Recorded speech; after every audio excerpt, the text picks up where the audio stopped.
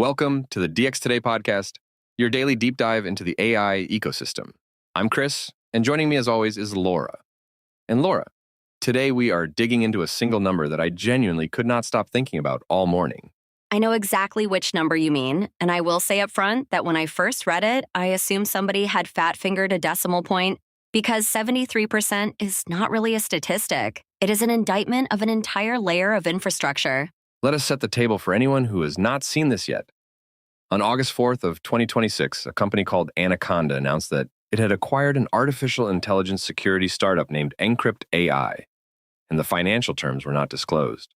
Right, and on the surface, that reads like a fairly ordinary tuck and acquisition, the kind of thing that gets 3 paragraphs in a trade publication on a Tuesday and then vanishes forever. But buried inside that announcement was a research finding that should genuinely alarm people. Give me the finding, because this is the exact point where I went from lazily skimming a press release to reading the same paragraph 3 times in a row to make sure I actually understood what I was looking at. Over roughly the previous 2 months, Enkrypt AI scanned more than 268,000 individual tools, spread across 25,000 MCP servers. They found more than 143,000 vulnerabilities, affecting 73% of those servers. So let us make sure everybody is with us on terminology first, because MCP is one of those acronyms that has gone from completely obscure to absolutely load-bearing in about 18 months. And plenty of smart listeners are still catching up. MCP stands for Model Context Protocol, and the simplest way to think about it is as a universal adapter that lets an AI agent reach out and actually use an external tool, whether that is a database, a calendar, a payment system, or a file store. And a tool, in that announcement's own definition, is an individual function that the agent can call. So 268,000 tools means 268,000 distinct doors that an autonomous agent might one day decide to walk through. Exactly, and that framing matters enormously because the security conversation around artificial intelligence for the last 3 years has been overwhelmingly focused on the model itself. Is the model jailbreakable? Is it biased? Will it hallucinate something libelous into a customer email? Whereas this finding suggests the model might be the least interesting attack surface in the entire stack, which is a deeply uncomfortable idea if you have spent 2 years building your whole governance program around model evaluations and red team reports. That is the pivot, and I think it is the single most important shift in enterprise AI security happening right now. A perfectly aligned, perfectly safe model that calls a compromised tool still produces a compromised outcome. And no amount of model red teaming ever catches that. And let me push back a little bit here because I think we owe listeners some skepticism. The company that published this alarming number is also the company that sells the remedy, and it published the number on the same day it announced it was being acquired. That is a completely fair challenge, and I want to sit with it rather than wave it away. Vendor-sponsored security research has a long and not especially proud history of finding exactly the size of problem that its product happens to solve. And notice that the word doing the heaviest lifting in that whole sentence is vulnerability, which is a term that covers an enormous range of severity, from a theoretical information disclosure to something that hands an attacker your production database. 143,000 findings across 25,000 servers averages out to somewhere around 5 or 6 findings per server. And if a meaningful share of those are low-severity configuration notes, the headline number gets a lot less terrifying very quickly. So what makes you still take it seriously? Because I can hear listeners deciding right now that this is just clever marketing dressed up as a research report, and honestly, that would be a reasonable place to land. 2 things keep me from dismissing it. First, the 73% figure is about breadth rather than depth. And breadth is the harder thing to fake, because it is a simple statement about how many servers had at least one finding. And a finding rate that high across a sample that large tells you something structural about how these servers are being built, regardless of whether any individual finding would keep a security engineer awake at night.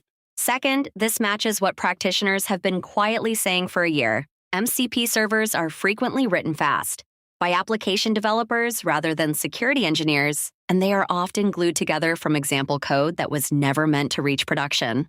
Which is the oldest story in software, honestly. Every time a new integration standard arrives, there is a period where the tooling races ahead of the security practice, and the industry only catches up after somebody gets badly burned in public. We saw exactly this pattern with browser extensions, we saw it with mobile application permissions, We saw it with the first generation of public cloud storage buckets, and each time the fix arrived only after a very expensive and very public failure. The difference this time, and I want to be precise about why this feels different, is that an agent is not a passive consumer of a permission. An agent actively decides, on its own, which tools to call and in what order. That is the whole thing right there. A misconfigured storage bucket sits there waiting to be discovered by somebody who is looking. An autonomous agent with access to a vulnerable tool will find that tool and call it as part of doing its job. So the exposure is not merely additive, it is something closer to multiplicative. Because you have combined a large number of doors with an actor that is explicitly designed to try doors until it finds one that opens. And here is the part that I think most enterprise security teams have not fully internalized yet. Every tool that an agent can reach is effectively part of that agent's permission set, whether or not anybody ever wrote that down in an access review. Which means your actual blast radius is not what your identity and access management system says it is. Your actual blast radius is the transitive closure of every tool your agent can reach, and almost nobody is computing that number today. Anaconda's chief executive, David DeSanto, put it in language that was clearly written to be repeated in a board meeting. He said enterprises are running applications that already contain exploitable vulnerabilities, leaving them exposed to unknown risks they cannot easily address. The phrase unknown risks they cannot easily address is doing a lot of work there, and I would translate it slightly less diplomatically as, you already shipped this, it is already running, and you have no inventory of what it can touch. Sahil Agarwal, who co-founded Enkrypt AI and served as its chief executive, offered a line that I actually thought was the sharpest thing in the entire announcement, and I want to read it more or less verbatim. Please do, because I noticed you underlined it when you sent me your notes last night. And you do not underline vendor quotes casually, so I assume there is something real underneath the marketing polish. He said there is a difference between running AI and running AI safely, and then added that trust cannot be added after an agent ships. It has to be built in and running on a trusted foundation from day one. That second half is the part that actually bites. Because the overwhelming majority of enterprise agent deployments right now were absolutely not built that way. They were built as a pilot, the pilot worked, and then the pilot quietly became production. And that pattern is so common, it barely registers as a decision anymore. Nobody ever held a meeting where they chose to put an ungoverned agent into production. It simply happened by momentum, one successful demonstration at a time. Let us talk about why Anaconda specifically is the buyer here. Because I think a lot of listeners still think of Anaconda as the thing you install in graduate school when you need a Python distribution that actually works. That mental model is now several years out of date, and this acquisition is the third one they have made in roughly 4 months, which tells you they are executing a very deliberate and very expensive strategy rather than opportunistically buying whatever is cheap.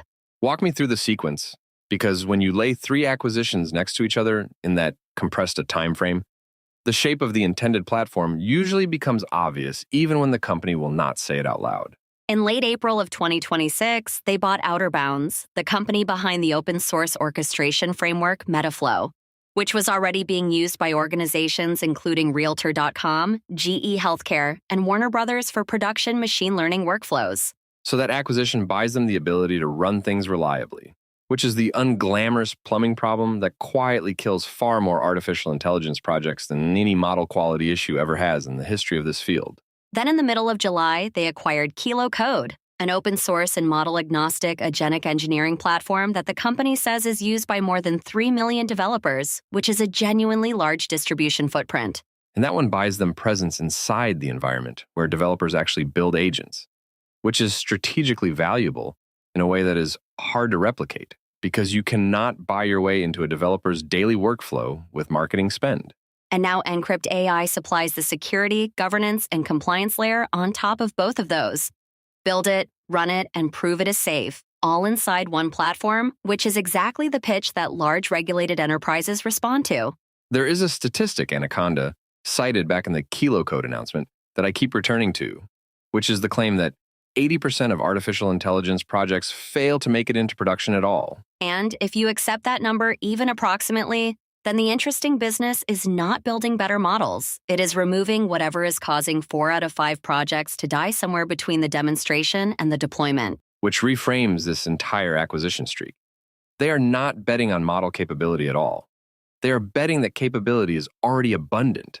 and the actual scarce resource is organizational permission to deploy the thing you already built. That is a much better bet than it sounds like, honestly. Model capability is being commoditized at a genuinely shocking rate right now. While the ability to get a chief information security officer and a general counsel to both sign off has not gotten easier at all. On the compliance side, there's a detail I want to make sure we cover because it connects directly to regulatory conversations we have had on this show before, and it is more concrete than most compliance marketing. Enkrypt AI says it translates the NIST AI risk management framework and the European Union AI Act into controls and guardrails that are enforced automatically, rather than into a policy document that somebody attests to once a quarter. That distinction between enforced and attested is enormous, and I would argue it is the entire difference between compliance theater and compliance that actually reduces the probability of a bad outcome in production systems. It is also, frankly, the only version that scales. You cannot manually review the behavior of an autonomous agent that makes thousands of tool calls an hour. Either the control runs in the path of execution or it does not really exist. They also noted that Enkrypt is a compliance integration partner for OpenAI, giving enterprises running the business version of ChatGPT access to audit and guardrail controls with similar support for Anthropic described as coming soon. Which is the right posture, because no serious enterprise is going to standardize on a single model provider in this market. Being model agnostic is not a nice-to-have feature anymore. It is table stakes for anybody selling governance. So let me try to land this somewhere useful for the person listening who runs a team and now feels slightly nauseated about whatever their agents are connected to right at this very moment. The first and most boring action is inventory, and I cannot stress enough how many organizations will discover they simply cannot answer the question. Write down every tool every agent can call and write down what each of those tools can rate. And I would add that the answer to that question almost certainly lives in code and configuration rather than in any system of record, which means it is not something a compliance team can produce without engineering doing real work. The second action is to treat every MCP server as untrusted third-party code, because functionally, that is exactly what it is, even when the person who wrote it sits 11 feet away from you in the same office.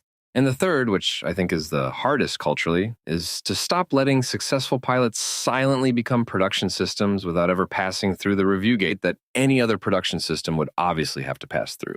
If this research is even directionally correct, and I believe the breadth finding much more than I believe the raw count, then a very large number of organizations are currently running agents against infrastructure nobody has ever formally reviewed. And the uncomfortable truth is that this was entirely predictable.